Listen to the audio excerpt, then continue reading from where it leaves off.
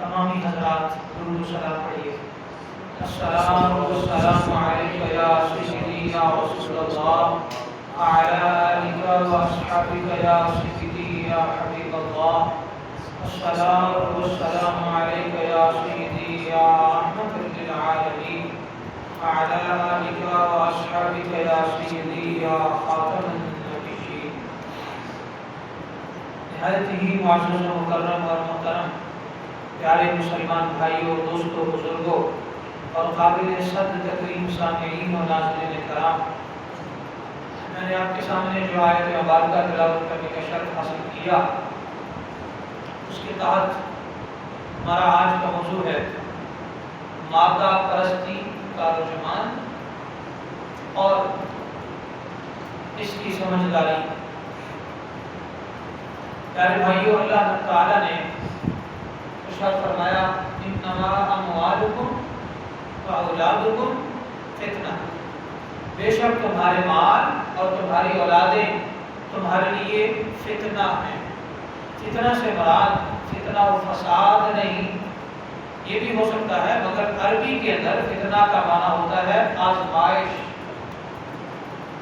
امتحان، کہ تمہاری اولاد اور تمہارے مال و دولت تمہارے آزمائش ہیں۔ لہذا اے مسلمانوں، اے مومنوں، اس آزمائش میں کہیں فیل نہ ہو جانا۔ اولاد آزمائش اس طرح ہے کہ اولاد کی محبت کی خاطر انسان بڑے بڑے غلط سٹیپس اٹھا لیتا ہے۔ اولاد کی محبت کی خاطر انسان صحیح اور غلط کی تمیز بھی ختم کر دیتا ہے۔ اولاد کی محبت کی خاطر انسان اپنے اور بیگانے رشتوں کے اندر امتیاز کو ختم کر دیتا ہے، اور اولاد کی خاطر انسان کہتا ہے کہ میرے پاس اور ہے ہی کیا، میرا تو کل سرمایہ ہی اولاد ہے۔ پر یہ بات اپنی جگہ بالکل ٹھیک ہے، اولاد ہی آپ کی کل کمائی ہوتی ہے، کیونکہ سب کچھ ختم ہو سکتا ہے، اولاد تو باقی ہے اور آپ کی نسل بڑھانے کا سبب بھی ہے۔ انسان کو خوش رہنے کے لیے کوئی نہ کوئی سورس چاہیے، انسان کو فیلنگز کے اظہار کے لیے کوئی نہ کوئی سہارا چاہیے، کوئی نہ کوئی پارٹنر چاہیے، کوئی چیز چاہیے۔ ہم اپنی فیلنگز کا جو اظہار ہے وہ دیوار کے ساتھ نہیں کر سکتے، ہم اپنی فیلنگز کا اظہار جانوروں کے ساتھ بھی کرتے ہیں، جیسے کہ آج کل ایسے بہت سارے نوجوان ہیں جنہوں نے اپنے فیلنگز کے اظہار کے لیے یا اپنے تنہائی کو ختم کرنے کے لیے، دھیان لگنے کے لیے کبوتر رکھے ہوئے ہیں، بلیاں رکھی ہوئی ہیں، کتے پالے ہوئے ہیں، پیٹس کی بڑی بڑی اقسام ہیں جو ان کے پاس ہیں، 5-6 لاکھ کا، 9 لاکھ کا چھوٹا سا کتا لے کے آ جاتے ہیں۔ جو جی یہ میری تنہائی کا ساتھی ہے کہ میں بور ہو جاتا ہوں، میں ٹینشن میں آ جاتا ہوں اور میں پریشان ہو جاتا ہوں اکیلا بیٹھ کر۔ جب یہ ہوتا ہے تو یہ میرے اوپر کبھی چڑھتا ہے، کبھی یہ کھانا مانگتا ہے، کبھی پانی مانگتا ہے، تو میں دھیان لگا رہتا ہوں۔ ترقی یافتہ ممالک کے اندر دھیان لگنے کے لیے بھی آپ کو کچھ نہ کچھ ضرور چاہیے ہوتا ہے، اور یہ بہت بڑی حقیقت ہے۔ لہذا اسی طرح انسان کو سہارا چاہیے، مگر انسان کا سب سے بڑا، قیمتی اور کامل جو سہارا ہے وہ انسان کی اولاد ہے۔ آپ کچھ نہ کریں، اولاد کو کچھ نہ کریں، آپ صرف انہیں دیکھ دیکھ کر ہی خوش ہوتے رہتے ہیں۔ یہ ایک بہت بڑی حقیقت ہے۔ آپ کو اولاد نفع دیتی ہے یا نہیں، اگر اولاد وہ سبب ہے یا وہ چیز ہے کہ آپ کو اولاد نفع ضرور دیتی ہے، کیونکہ وہ جسم کا حصہ ہے، جسم کا ٹکڑا ہے اولاد، اور یہ محبت اللہ نے ڈالی ہے، ان کی محبت والدین کے دل میں اللہ نے ڈالی ہے۔ لہذا اس لیے اللہ تعالیٰ نے فرمایا کہ جو اتنی قریب ہو، جو جینے کا سبب ہو، وہ آپ کے لیے آزمائش ہے۔ ایک طرف اولاد کا پیار ہے اور دوسری طرف اللہ کا حکم ہے اور اللہ کا پیار ہے، تو اللہ کا پیار اولاد کے پیار پر غالب ہونا ضروری ہے۔ اور جن لوگوں نے ایسا نہیں کیا وہ وعدہ پرستی کا شکار ہے۔ فار ایگزامپل آج کے زمانے میں ایسی بہت ساری اولادیں ہیں، بلکہ میں آپ کو مادہ پرستی کا معنی بتاتا ہوں، پھر ہم آگے بڑھتے ہیں۔ میں آپ کو اس کا مطلب بتاتا ہوں، مادہ پرستی ہوتی کیا ہے ڈکشنری کے اندر، یا پھر آپ کہہ لیں حدیث سے ہے، حدیث سے بھی ہمیں پتہ چلتا ہے، قرآن پاک کی آیت سے بھی پتہ چلتا ہے کہ مادہ پرستی کہتے ہیں وہ مال اور وہ اسباب اور وہ اولاد اور وہ دنیا کی ٹھاٹ باٹ، وہ عیش و عشرت، آسائش و آرام کی محبت جو اللہ کی محبت سے غافل کرتے، اسے مادہ پرستی کہتے ہیں۔ دنیا کی جتنی بھی یہ چیزیں اور سامان ہے نا، یہ اگر اللہ کی محبت سے خدا نخواستہ غافل کرتے تو وہ مادہ پرستی ہے، اور اگر ان ساری چیزوں کے باوجود بھی اللہ یاد ہے تو پھر یہ مادہ پرستی نہیں، بلکہ یہ ہے مومن اپنے مقصد پر پورا کر رہا ہے۔ لہذا اللہ تعالیٰ نے اولاد کو فتنہ فرمایا ہے، اور اولاد کو فتنہ سے مراد آزمائش فرمایا۔ بہت سارے لوگ اپنی اولاد کی خاطر بڑا کچھ کرتے ہیں، کرنا چاہیے، بلکہ سارے ہی کرتے ہیں۔ بہت سارے لوگوں نے اپنی اولادوں کی آسائش اور آرام کی خاطر چوریاں کی، ڈاکے ڈالے، زیادتیاں کی، رشوتیں دی، لیتے ہیں آج بھی، اور سود کھاتے ہیں، سود لیتے ہیں، سود دیتے ہیں، کروڑوں اربوں خربوں کے گھپلے کرتے ہیں، اس لیے میرا بیٹا آسانی میں چلا جائے، میری بیٹی کے پاس اپنا گھر ہونا چاہیے، میری ہر بیٹی کے پاس اپنا گھر ہو، میری بیٹی اپنے گھر جائے اس کے پاس گاڑی ہونی چاہیے، اس کے پاس اچھا بنگلہ ہونا چاہیے، اچھی سوسائٹی میں ہونا چاہیے، اس کی اچھی جاب ہونی چاہیے، اور اس کے گھر میں سکون ہونا چاہیے، اور میری بیٹی جو ہے وہ دنیا کی سب سے سکھی لڑکی ہونی چاہیے۔ میں جب اپنی بیٹی کو الوداع کروں تو لوگوں کو پتہ چلے کہ میں نے اپنی بیٹی کو الوداع کیا ہے، اس کو اتنا گولڈ ڈالوں، اس کو میں ہیروں کی انگوٹھیاں ڈالوں، اس کو میں ہیرے کا سیٹ ڈالوں، اور میں گارمنٹ میں نے یوکے سے منگوایا ہے، میں نے یو ایس اے سے منگوایا ہے، مجھے پاکستان کا سونا تو پسند ہی نہیں ہے، یہ ملاوٹ والا ہوتا ہے، میں تو عرب سے یا یوکے سے گولڈ لے کر آیا ہوں یا آئی ہوں، تاکہ پتہ چلے کہ ہم نے اپنی بیٹی کی، یہ پتہ چلنے کا جو سین ہے نا، اصل میں یہ آزمائش ہے۔ اس کے لیے لوگ ناجائز کرتے ہیں، اس کے لیے لوگ اس امتحان میں فیل ہو جاتے ہیں، اس کے لیے لوگ حلال اور حرام کو بھول جاتے ہیں۔ ایسے بہت سارے منسٹرز کو دیکھا گیا، سینیٹرز کو دیکھا گیا، اور بڑے اور بھی بزنس مینوں کو دیکھا گیا کہ ان کے بچوں اور بچیوں کے پاس گاڑیاں ہیں، اپنی اپنی کوٹھیاں ہیں، اپنے اپنے بنگلے ہیں، الگ الگ بینک بیلنس ہے، بچہ ابھی 15 سال کا ہے تو منتھلی اس کو 1.5 کروڑ 2 کروڑ اس کے بزنس سے آ رہا ہے، اس کے نام کا الگ سے بزنس ہے، دوسرے کے نام کا الگ سے بزنس ہے۔ اچھا، یہ بزنس بظاہر تو ہو گئے، مدعا کیا ہے، مقصد کیا ہے، یہ سب کچھ کیا کیوں گیا؟ کہ اولاد سکھی رہے، اولاد ترقی یافتہ رہے، اولاد کسی بھی دوسرے ملک میں جانا چاہے آنند فانند چلی جائے، انہیں پاسپورٹ لے کر دے دیے دوسرے ممالک کے، چلو جی پوری دنیا تمہارے لیے کھلی ہے، جہاں مرضی چلے جاؤ۔ یہ ہو رہا ہے آج کی ایلیٹ کلاس میں بھی، بزنس مین طبقے میں بھی، سیاسی طبقے میں بھی، اور جن کا بھی کہیں ہاتھ ڈلتا ہے اس طبقے میں بھی۔ یہ عام بات ہے، یہ کوئی چیتا باتیں نہیں، یہ عام بات ہے۔ نتیجہ کیا ہوتا ہے؟ نتیجے کی طرف کبھی ہم نے غور ہی نہیں کیا۔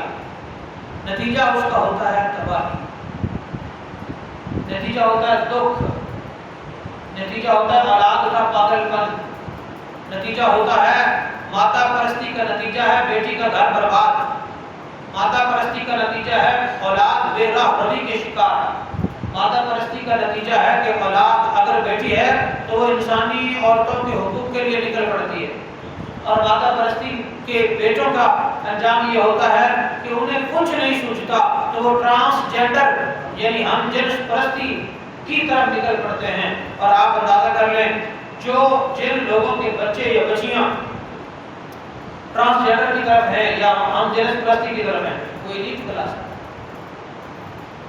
ہے۔ کیوں؟ اس لیے کہ ان کے پاس سب کچھ ہے، نظریہ نہیں ہے، زندگی کا مقصد نہیں ہے. زندگی کو انجوائے کیسے کرنا ہے وہ مقصد نہیں ہے. جب آپ کے پاس دولت، شہرت، پیسہ، بینک بیلنس، گاڑی، ہر شے موجود ہے تو اس کے بعد آپ کو کیا چاہیے؟ نظریہ. انہیں خرچ کیسے کرنا ہے، زندگی کیسے گزارنی ہے، اور زندگی کا مقصد کیا ہے. ایک بندہ مومن کا، انسان کا مقصد کیا ہونا چاہیے، انسان کو زندگی میں کیا کیا ضروریات ہیں، ان کو کس کس طرح خرچ کرنا ہے. اب اسلام نے بندہ مومن کو، مسلمان کو زندگی گزارنے کا ایک ایک پل کا طریقہ بتا دیا اور سمجھا دیا ہے. اگر ہم سمجھنا چاہیں، اگر ہم اس پر چلنا چاہیں، مگر ایسا نہیں ہو رہا تو اس کا نقصان یہ ہوتا ہے. اسلام آباد میں ایلیٹ کلاس کا ایک بیٹا اپنی ہی وہ لڑکی جو اس کے ساتھ نکاح کے لیے اسے ایگری کر رہا ہے یا جو بھی سلسلہ تھا، وہ اسے کوکین کا نشہ کر کے یا پھر جو بھی نشہ کر کے رپورٹوں کے مطابق، ٹی وی چینل کے خبروں کے مطابق جو ہے وہ اسے تیز کر کے، زخمی کر کے 2 دن کے اندر مار دیتا ہے. یہ ہے ایلیٹ کلاس کا حال، یہ ہے مادہ پرستی کا انجام کہ تباہی ہے، اس کے سوا کچھ نہیں. تو اسلام نے ہمیں مادہ پرستی سے روکا ہے. اسلام نے ہمیں بتایا ہے کہ انما اموالکم واولادکم فتنہ. اے ایمان والو یاد رکھو کہ جو اولاد میں نے تمہیں دی ہے، اللہ فرماتا ہے جس اولاد سے تم پیار کرتے ہو، جس اولاد سے تمہارا سب کچھ جڑا ہے، وہ اولاد تمہاری آزمائش ہے. کہیں اولاد کی محبت تمہیں اللہ سے غافل نہ کر دے، کہیں اولاد کی محبت تمہیں رسول اللہ کی محبت سے غافل نہ کر دے، کہیں اولاد کی محبت تمہیں اسلام سے دور نہ ہٹا دے، کہیں اولاد کی محبت تمہیں حرام کھانے پر مجبور نہ کر دے، کہیں اولاد کی محبت تمہیں رشوت لینے پر مجبور نہ کر دے، کہیں اولاد کی محبت تمہیں اپنے ہی سگے بھائیوں یا بہنوں کی وراثت اور جائیداد کا حق مار لینے پر مجبور نہ کر دے. اولاد ہی کی محبت تمہیں کسی کو قتل کرنے پر مجبور نہ کر دے. اولاد ہی کی محبت تمہیں کسی کی ہوتی ہوئی ترقی کو روک کر اس پر اپنے بیٹے کو ترقی دے کر بٹھانے جیسے ظلم پر مجبور نہ کر دے. لہذا اولاد تمہارے لیے آزمائش ہے. اولاد اگر تمہارے پاس ہے تو دیکھنا اس کی پرورش میں بھی اللہ و رسول کے مطابق کرنا، ان کی تربیت بھی اللہ و رسول کے حکم کے مطابق کرنا، ان کا کردار بھی اللہ و رسول کے حکم کے مطابق بنانا، اور ان کی تعلیم و تربیت اور مستقبل بھی اللہ اور اس کے رسول علیہ السلام کے حکم کے مطابق بنانا. اگر تم نے بنا لیا تو تم اس امتحان میں کامیاب ہو، اور اگر تم نے نہیں بنایا تو تم اس میں ناکام ہو، اور یہ فتنہ تمہیں کہیں جہنمی نہ بنا دے. اور یہ اولاد جیسی آزمائش تمہیں کہیں ذلیل و رسوا نہ کر دے، اور یہ اولاد جیسی آزمائش دنیا میں بھی اور آخرت میں بھی تمہیں برباد نہ کر دے. یاد رکھنا، آنکھیں کھول کے رکھنا، یہ وہ والا پل صراط ہے اولاد، یہ وہ والا امتحان ہے اولاد کہ اس کی وجہ سے تم رائٹ سائڈ پر گرنے کے بجائے جو کہ جنت کی طرف ہے پل صراط پر، تم کہیں لیفٹ سائڈ پر یعنی جہنم میں نہ گر جاؤ، کیونکہ اولاد بہت بڑی آزمائش ہے. اور آج ہم اولاد کی آزمائش میں اکثر فیل نظر آتے ہیں، اکثر فیل نظر آتے ہیں. میں اس کی چند مثالیں پیش کرتا ہوں. سب سے پہلی مثال یہ ہے، اولاد کے لیے حکم ہے کہ انہیں کلمہ پڑھاؤ. آپ آج اپنے بیٹوں سے اور بیٹیوں سے گھر جا کے 6 کلمے سن لینا. جس کے بچے یا بچی کو 6 کلمے آتے ہوں وہ یقین جان لے کہ اس نے صرف کلمہ سکھانے پر اپنی اولاد کو حق ادا کیا ہے، اس آزمائش میں فیل نہیں ہوا. اور جس کو تیسرا کلمہ بھی نہ آتا ہو وہ باپ سمجھے میں فیل ہو گیا، کوئی فائدہ نہیں، ہر شاید نے دے دی ہے، یہ کیا ہے، انہیں تو کلمے بھی نہیں آتے. اور میں آپ کو بتاؤں 80 to 90% اولادوں کو کلمے نہیں آتے. بزرگوں کو نہیں آتے تو چھوٹوں کو کیا آنے ہیں، کیونکہ ہماری طرف توجہ نہیں ہے. آپ ان سے نماز سن لیں، اچھا سننا تب جب آپ نے خود انہیں سکھائی ہو. یہ نہیں کہ اگر انہیں آتی نہیں تو انہیں مارنا شروع کر دیں، ان پر تشدد شروع کر دیں، انہیں جھڑکنا شروع کر دیں، ان کی آسائشیں بند کر دیں، ان کا خرچہ بند کر دیں، ان پر مزید یعنی کلمے سننے کی سزا میں وہ کہیں یہ کیا ہے، مسجد سے آپ یہ درس لے کر آئے ہیں کہ آپ ہم پر ظلم شروع کر دیں، ہمارے حقوق بند کر دیں. نہیں، یہ آپ نے تب کرنا ہے جب آپ نے انہیں سکھایا ہوگا، جب آپ نے خود ان سے کلمے سنے ہوں گے، جب آپ نے خود ان کو اپنے زبان سے پڑھائے ہوں گے، یا قاری صاحب یا مولانا صاحب کے پاس بیٹھ کر انہیں کلمے سکھائے ہوں گے، تب آپ سمجھیں گے اہل ہیں اور قابل ہیں۔ اور اگر آپ نے انہیں سکھائے ہی نہیں، صرف قاری صاحب کے ذمہ لگا دیا، مہینے بعد 2000 دے دیا، یوں تو کلمے نہیں آتے، یوں تو نماز نہیں آتی، یوں تو دین نہیں آتا، یوں تو آپ کو اسلام نہیں آتا۔ 2000 کے بدلے یا 4000 مہینے کے بدلے آپ کو دین نہیں آئے گا۔ آپ کو اسپیشل توجہ دینا ہوگی اولاد پر۔ میں آج آپ کے ذمہ لگاتا ہوں، اپنی اولادوں کو ایک ہفتے میں آپ ان سے کلمہ سنیں۔ نہیں آتے غصہ نہ کریں، آپ وہاں قصور جانے، میرا قصور ہے، میں نے خود انہیں پڑھایا ہوتا تو آج یہ سناتے۔ اچھا اگر پڑھایا ہے، بہت سارے باپ ہیں جو پڑھاتے ہیں، مائیں بھی پڑھاتی ہیں، اولاد بھول جاتی ہے غفلت کی وجہ سے، پھر یاد کراؤ، ان کو بیٹا یاد کرو نہ، ہم نے سننے ہیں آپ سے، کیونکہ جب آپ قبر میں جائیں گے نا تو یہ بھی پوچھا جائے گا اولاد کی تربیت کیسے کی ہے۔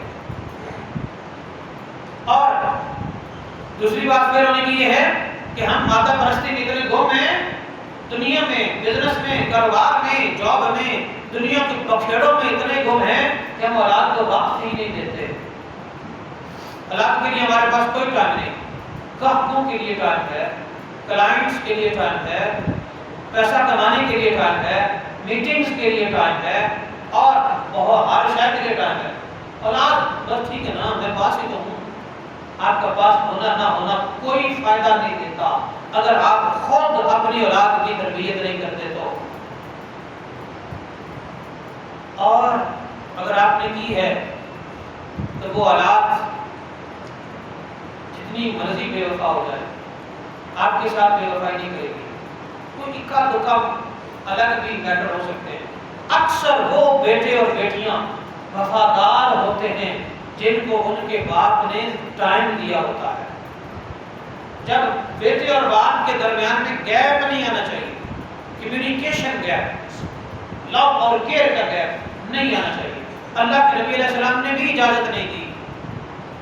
اگر حضرت امام حسین علیہ السلام شہید ہوئے نا کربلا میں، وہ تربیت تھی کیسی، نانا جان نے کبھی گیپ نہیں آنے دیا، صبح و شام ان کے پاس آپ سکھا رہے ہیں ان کو، صرف باتوں سے نہیں، کردار سے بھی، باتوں سے بھی، کردار سے بھی۔ حضرت علی المرتضیٰ رضی اللہ تعالیٰ عنہ علیہ السلام ہمارے بیت سے محبت کرتے ہیں، اہل بیت ہمارا ایمان ہے، اور اہل بیت سے جو پیار نہیں کرتا وہ جہنمی ہے۔ اہل بیت کے ساتھ محبت کرنا فرض ہے نماز کی طرح، مگر اس کے باوجود ہمیں یہ بھی پتہ ہونا چاہیے کہ اہل بیت اطہار کے نفوس قدسیہ نے اگر اپنی اولاد کی تربیت کی ہے اور انہوں نے اپنی جانیں بھی قربان کی ہیں تو اس لیے کہ پل پل انہیں کردار کے ساتھ بھی، سوچ کے ساتھ بھی، اور علم کے ساتھ بھی، تربیت کے ساتھ بھی، اور زبان کے ساتھ بھی ان کی ایسی تربیت کی ہے کہ باپ میں اور بیٹے میں، ماں میں اور بیٹی میں کبھی گیپ نہیں آیا، ہمیشہ ان کی بات ایک ہوتی تھی۔ یہی وجہ ہے کہ اگر 56 سال کی عمر میں امام حسین علیہ السلام میدان کربلا میں پہنچتے ہیں تو وہ بظاہر حسین ہے، اصل میں وہ محمد مصطفیٰ اور علی المرتضیٰ ہے۔ یہی حقیقت ہے۔ تو آئیے مادہ پرستی سے نکلیں، آئیے اپنی اولاد کو دین سکھائیں، آئیے اپنی اولاد کو، آپ صبح سوئے ہوتے ہیں ہمارے بچے، ہم کہتے ہیں چھوٹے ہیں نیند پوری کر لیں، کوئی بات نہیں، لیٹ سوئے ہوں گے، یہ جو کوئی بات نہیں ہے نا یہ بہت خراب کرتی ہے، بہت خراب کرتی ہے۔ بھئی نیند سے اٹھ کر نماز پڑھنے اور وضو کرنے اور نماز پڑھنے کا دل تو بڑوں کا نہیں کرتا، چھوٹوں کا کیا کرے گا؟ انسان بنیادی طور پر، فطری طور پر آرام پسند ہے، لہذا اس وقت انہیں مارنا نہیں، انہیں سختی نہیں کرنی، ان کی عادت بنانی ہے آہستہ آہستہ۔ یہ نہیں کہ آپ نے اٹھایا اور اٹھا کے آپ وضو کر کے مسجد آ گئے آپ پہ اٹھ کے پڑھ لے گا، نو، جب آپ بچے تھے تب آپ نہیں پڑھتے تو وہ کیسے پڑھے گا؟ کیونکہ نیند انسان کو پیاری ہے اور نیند غافل کر دیتی ہے۔ اس لیے نماز خود بھی ادا کریں فجر کی، اور اپنے بچے کو بھی پیار سے، محبت سے اٹھا کر اور اسے لالچ دیں، بے شک جائز ہے، اسے لالچ دیں کہ تو نمازی ہو جا، میں تمہیں یہ دوں گا، تو نماز روزانہ قرآن پڑھا کر، میں تمہیں انعام کے طور پر یہ دوں گا۔ بچے اسکولوں میں اچھی پوزیشنز کیوں لیتے ہیں؟ اسکولوں کی حوصلہ افزائی ہوتی ہے، انہیں کپ دیے جاتے ہیں، انہیں میڈلز دیے جاتے ہیں، انہیں جو ہے نا وہ رینکس دیے جاتے ہیں یا پھر اسٹار دیے جاتے ہیں، انہیں انعامات دیے جاتے ہیں، ان کے نام اخبارات میں چھپتے ہیں، ان کے نام بینرز پر چھپتے ہیں، ان کے نام پوسٹر پر چھپ کر سکول کے اندر لگتے ہیں، اور وہ پورے سکول میں اپنے آپ کو آنریبل، ریسپیکٹیبل، عزت والے فیل کرتے ہیں۔ یہی تو وجہ ہے کہ وہ زیادہ محنت کرتے ہیں۔ یہ کمپٹیشن بنا دیا گیا، تو دین سیکھنے کے لیے یہ کمپٹیشن کیوں نہیں؟ تو اس امتحان میں اے والدین کامیاب ہونا ضروری ہے، اور اگر یہ ہمیشہ یاد رکھیں کہ اپنی اولاد کو حلال کھلائیں۔ ہم اس امتحان میں بھی فیل ہو گئے، ہمیں اس بات کا کوئی لحاظ نہیں کہ حلال ہے یا حرام، اکثر کو کوئی لحاظ نہیں، سب کی بات نہیں کر رہا، اللہ سے ڈرنے والے بھی بہت ہیں، اکثر کو کوئی لحاظ نہیں کہ ہم جو اپنی اولاد کو کھلا رہے ہیں یہ حلال ہے یا حرام، داغ لگا رہے ہیں، فریب کر رہے ہیں، 2 نمبر سودا دے رہے ہیں، 2 نمبر کام کر رہے ہیں، مطلب فراڈ ایک دیہڑی دار سے لے کر اوپر کے طبقے تک ہم فراڈ کرتے ہیں۔ انہوں نے تو اپنا حساب دینا ہے، ہم نے بھی اپنا ہی دینا ہے۔ ہم یہ کہتے ہیں ہماری اولاد کے حلق سے نیچے گوشت کا نوالا جائے، تو یہ ضرور یاد رکھنا وہ گوشت کا نوالا حلال کا ہونا چاہیے، اور ہم میں سے ہر ایک کو پتا ہے کہ ہم نے اپنے شعبے میں حلال کیسے کمانا ہے اور مشکوک اور حرام کیسے ہوتا ہے، ہمیں یہ بھی پتا ہے، یہ بھی پتا ہے۔ تو یہاں آ کر بھی بہت ساری دنیا اس امتحان میں فیل ہو گئی۔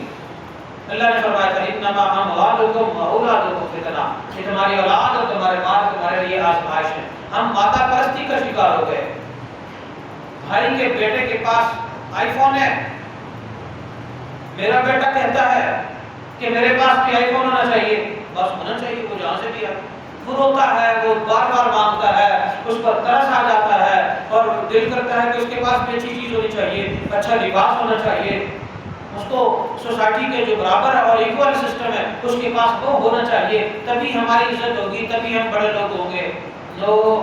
یہ سوچ سراسر غلط ہے، یہ اللہ اور اس کے رسول کے منافی سوچ ہے۔ اللہ اور رسول نے سوچ کو بالکل پسند نہیں کیا۔ اللہ اور اس کے رسول فرماتے ہیں جو رزق کی حالات تمہارے پاس ہے اسی کے اندر قناعت کر کے گزارا کرو، تم میں سے ہر ایک کا ایلیٹ ہونا ضروری نہیں، اعلیٰ درجے کی چیزیں آپ کے پاس ہونا ضروری نہیں۔ جتنے زیادہ ایلیٹ ہوتے چلے جاؤ گے اتنا ہی زیادہ پریشان اور دکھی اور ٹینشنوں کا شکار ہوتے چلے جاؤ گے، اتنا ہی زیادہ زندگی کا سب اور سکون چھن جائے گا۔ یہ آپ کو نہیں اندازہ کہ جو اپنے آپ کو ایلیٹ کیے ہوئے ہیں وہ پریشان کتنے ہیں، وہ نیند کی گولیاں کھاتے ہیں پھر بھی نہیں آتی، اور آپ تو بڑے آرام سے عشاء کے فوری بعد آپ کی آنکھیں بند ہو رہی ہوتی ہیں۔ یہ اللہ کا فضل ہے، ٹائم سے نیند آنا بھی اللہ کا بہت بڑا فضل ہے۔ حضرت سیدنا عبد الرحمن بن عوف رضی اللہ تعالیٰ عنہ بہت بڑے تاجر تھے مدینہ پاک کے، ان کی بات سناتا ہوں۔ اللہ رب العالمین کے محبوب صلی اللہ تعالیٰ علیہ وسلم نے بڑی فضیلتیں بیان فرمائی ہیں اللہ کی راہ میں خرچ کرنے کی۔ حضرت عبد الرحمن بن عوف رضی اللہ تعالیٰ عنہ بہت زیادہ خرچ کیا کرتے تھے، اتنا زیادہ کہ میں آپ کو ایک مثال دیتا ہوں۔ مثال یہ ہے کہ حضرت سیدنا عبد الرحمن بن عوف رضی اللہ تعالیٰ عنہ کا قافلہ مدینہ پاک میں آیا اور اس کے اندر 700 اونٹ تھے، 700 جو کھانے سے اور رزق سے اور نعمتوں سے بھرے ہوئے تھے اور لدے ہوئے تھے۔ ان کا شور جب سنا، چونکہ جب اونٹ بھرے ہوئے جاتے تھے نا پہلے زمانے میں، ان کی گلوں میں ٹلیاں ہوتی تھی تاکہ پتہ چلے یہ جانور گزر رہا ہے، اور پھر جب ان کا قافلہ چلے اور 700 اونٹ لدے ہوئے بھرے ہوئے ہوں تو ان کی کجاموں کی بھی آواز آتی ہے، اور جب وہ چلتے ہیں تو تب بھی ان کی آواز آتی ہے، اور گلی سے جب وہ گزرتے تو تب دھڑام دھڑام سے پاؤں کے لگنے کی بھی آواز آتی تھی۔ حضرت سیدنا عبد الرحمن بن عوف رضی اللہ تعالیٰ عنہ کا یہ قافلہ گزر رہا تھا۔ حضرت عائشہ الصدیقہ رضی اللہ تعالیٰ عنہا نے پوچھا یہ کس کا قافلہ ہے؟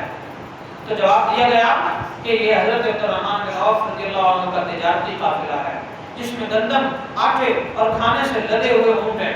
حضرت عائشہ رضی اللہ تعالیٰ عنہا نے فرمایا میں نے نبی مکرم صلی اللہ علیہ وسلم کو فرماتے ہوئے سنا ہے.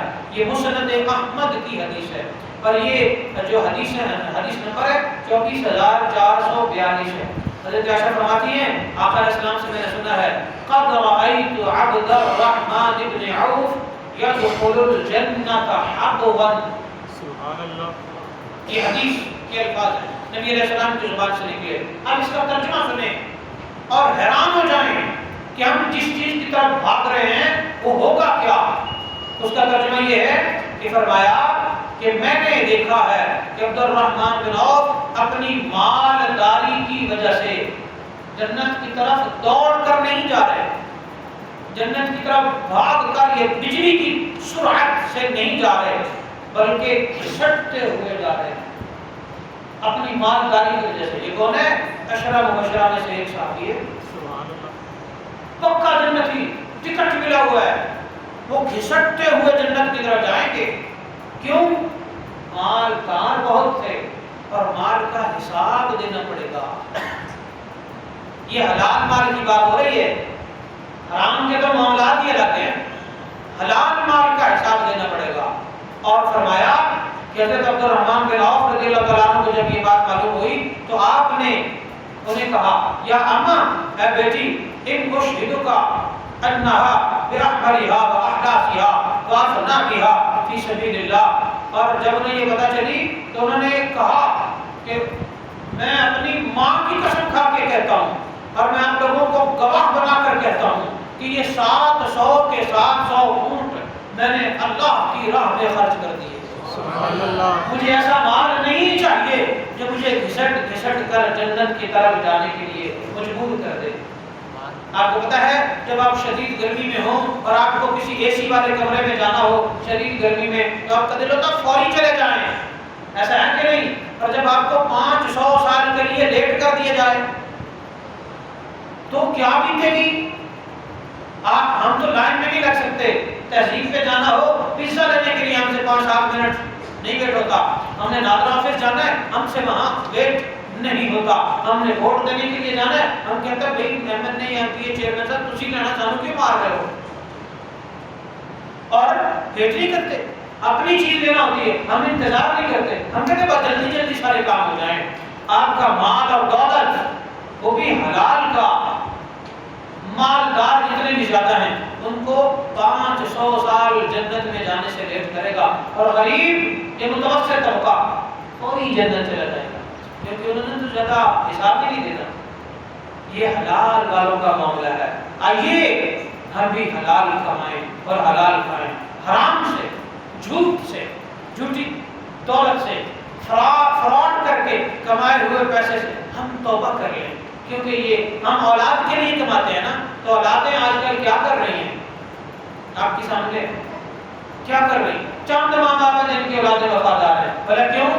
ان کی اچھی تربیت نہیں کی, انہیں اچھا ٹائم نہیں دیا اور انہیں حلال, میں حرام یہ نہیں کہوں گا حرام کھلایا, انہیں مکس کھلایا. چاہے آپ نے مجبوراً کمایا چاہے آپ نے جیسا بھی کمایا, مکس جب کھلایا جاتا ہے حلال و حرام یا حلال و حرام کی پرواہ کیے بغیر, ماں باپ بوڑھا ہو جائے اولاد ذلیل کر دیتی ہے, قدر نہیں کرتی, اولاد لڑائی کرتی ہے, بے وقعت ہو جاتا ہے انسان. لہذا اللہ تعالیٰ جل مجدہ الکریم کے محبوب علیہ السلام کا جو فرمان ہے اس پر ضرور عمل کیجیے. فرمایا ذرہم یاکلوا ویتمتعوا ویلہہم الامل فسوف یعلمون. انہیں چھوڑو اے حبیب صلی اللہ علیہ وسلم کہ کھائیں اور برتیں دنیا کی لذتیں اور عیش و عشرت اور طویل زندگی کی امید, انہیں کھیل میں ڈالے. لہذا اے لوگوں لمبی زندگی اور دولت مند ہو جانا, اچھی گاڑیاں, اچھے موبائل, اچھی سہولیات میں ڈل کر, اچھی کوٹھیاں, اچھے بنگلوں میں ڈل کر حلال اور حرام کی تمیز جو لوگ ختم کیے ہوئے ہیں انہیں چاہیے کہ اللہ سے ڈر جائیں. آج کل تو جوانوں کی موت ہو رہی ہے. میرے ایک دوست ہیں, ان کا ایک بیٹا تھا 13 سال کا, اسے بلڈ کینسر ہو گیا. ڈاکٹرز نے کہا 3 مہینے اس کی عمر ہے, 3 مہینے بھی نہیں گزرے, 2.5 مہینے کی عمر میں 13 سال کا حافظ قرآن جوان ہو رہا تھا بچہ, فوت ہو گیا. اسی طرح ایک ہمارے اور دوست ہیں, ان کا 6 مہینے کا بچہ ہے, اسے شوگر ہو گئی, انسولین لگتی ہے. اسی طرح ایک 18 سال کا بچہ, وہ بھی ہمارے دوست, اسے ہارٹ اٹیک ہو گیا, وہ بھی فوت ہو گیا. پتہ نہیں چھوٹے چھوٹوں کا یہ حال ہے تو بڑا نے پتہ نہیں کب چلے جانا ہے.